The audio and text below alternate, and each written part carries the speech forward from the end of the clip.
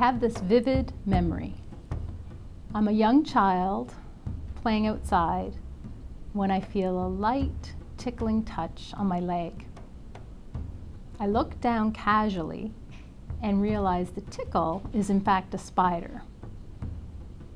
My body responds before I can even register this uninvited guest. A towering tidal wave of fear leaves me paralyzed. The screams I hear are mine. I can't explain, control, or understand what I'm feeling. It leaves me utterly, totally, and completely powerless. I hated that feeling then, and I still hate that feeling. I was diagnosed with my first chronic illness at age 7. Another uninvited guest intruding upon my life, weaving impositions and requirements I didn't ask for or deserve, things no one would ask for or deserve. My second chronic illness arrived in my early 20s, and I now live in the constant hurricane conditions of something called polyglandular autoimmune syndrome. Let me say it again, polyglandular autoimmune syndrome. It's a whole family of uninvited guests affecting the hormone-producing glands of my body. For a long time, I searched for reasons. I so wanted to understand why and how.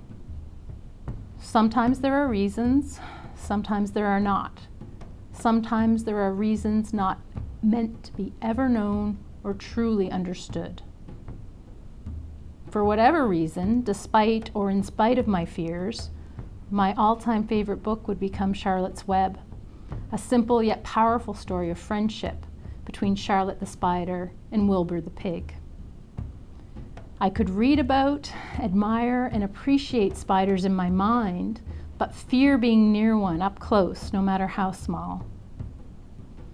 I wanted to do something to make it better, make me feel better. Different things help different people, and what helps me most is reading, writing, and running. These are all active things I can actually do to achieve some semblance of balance and control in a body tormented by the effects and collateral damage of illness. I lived with this complicated web of admiration, love, and fear for a long time. And I so wish I could end my story happily ever after by saying I'm no longer afraid of spiders. But I am.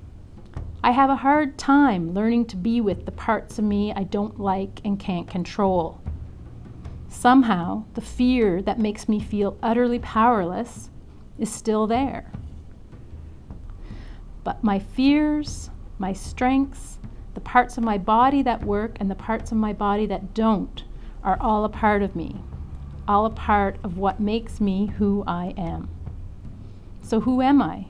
I'm Sue the Scribe, the weaver of webs, both real and imagined. I like it when I get to be the one weaving my own web. But at least now, finally, I'm learning to accept being entangled in the strands of other webs that are not necessarily my choosing.